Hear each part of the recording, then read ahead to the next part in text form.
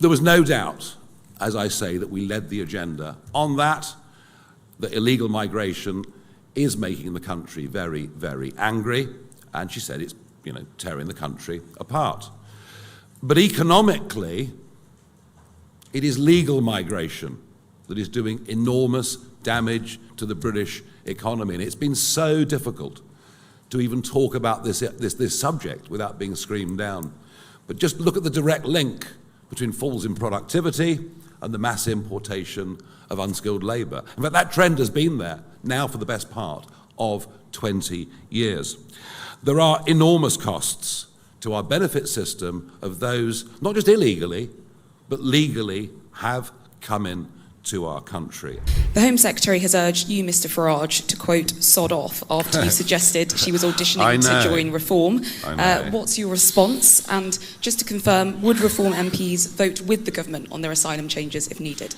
Yeah, I did notice actually Robert Peston arriving in the room just as we started. Well, she seems to quite like using bad language, doesn't she, the Home Secretary? There's been quite a bit of it over the course of the last 48 hours or so. I mean, look, for her to say she's not in the least bit interested in what Reform has to say is clearly utter rot. They're obsessed with what Reform has to say. Just look at every Prime Minister's questions on a Wednesday and look at the Prime Minister or every other front bencher that gets up in any single debate. And if Reform didn't exist, would she have made those announcements yesterday? No, she would not have done. In terms of the vote, and then I'll pass to Zia, in terms of how would we vote, well, in terms of the rhetoric, we support it. But in terms of the reality, why would we vote for something if we're convinced that it can't actually work? I also wonder, when will this actually come before Parliament in the form of primary legislation? Or is this just another, as we saw with Rishi's Stop the Boats, is it just another of one of these big performative exercises to say to the Red Wall audience, look, we're really with you, you don't need to go away and flirt with those ghastly reform types. When is this actually going to come before Parliament? Because there are many other things this government have promised that haven't yet made their way through primary legislation.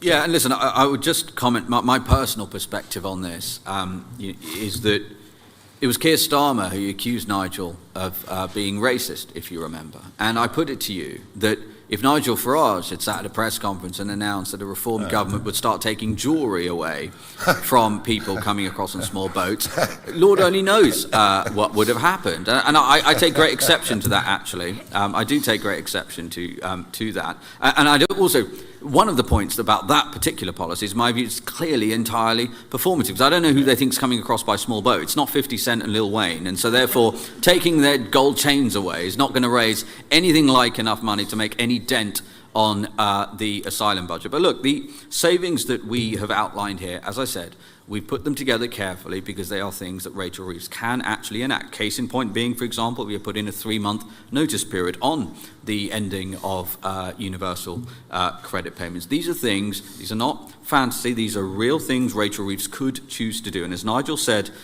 these are choices Labour is making. Yes, and it's before.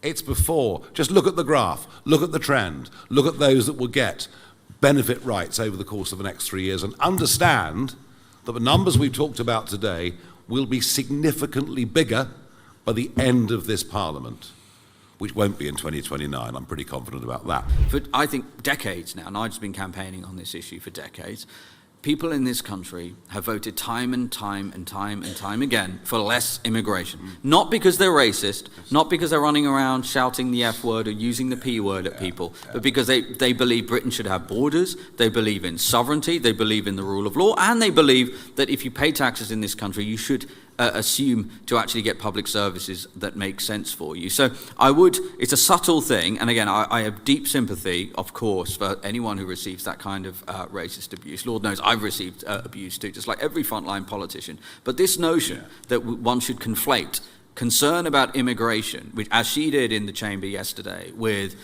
such appalling racism, I do have something of an issue with that. Yeah, Melanie Phillips in your newspaper today makes some very similar points, actually, in a very powerful article. Look, we're a party that believes we need tax cuts. that the tax burden is too high, it's a disincentive. And by the way, I want lots of people moving back to Britain. I want people moving back to Britain who are going to pay lots and lots and lots of tax. Because if you drive away the wealthiest, you drive away the highest taxpayers, which means a potentially higher tax burden for everything else. But I think what we've shown you, or I believe what we've tried to show you over the course of the last few weeks, is that we fully understand that we can't even talk about tax cuts until we get our spiralling debt problem in this country under control. Equally, there needs to be a big change of culture as well when it comes to work, productivity, success, and maybe we should be championing entrepreneurs that do well and make money rather than portraying them as being evil for having done well. So there are some big cultural shifts that are needed as well. No, we want tax cuts. The tax burden is too high. We're committed to doing that, but first, we're showing you that we can make the cuts and do the things that will give us the room. Can I just say one other thing on that? And it alludes to an earlier question as well, which is that I do think there's something of an underappreciation in the media about the changing financial situation since the last general election. Yeah. And the country's finances have deteriorated meaningfully, even from the shambolic and deteriorated state they were in as a result of 14 years of Tory government. And if you were to look, and we can have this conversation again the day after the budget, but my assessment is, any reasonable assessment, assuming that Rachel Reeves does not do the things we're proposing here today, sadly, is that after the budget, just to unwind that incremental new taxes that Rachel Reeves has imposed on the British people, the mad inheritance tax changes, including on farmers, the 2% increase in national insurance contributions for employers, the sugar tax, all of these things she's talking about, will be north of £60 billion. And Lord knows we would love an early general election, but by the time we get to the next general election, in all likelihood, my view is that we're going to be at north of £100 billion just to unwind the appalling tax rises that Rachel Reeves would have implemented. So we've got to be straight up with the British people about that. Absolutely. Jonathan Walker from The Express.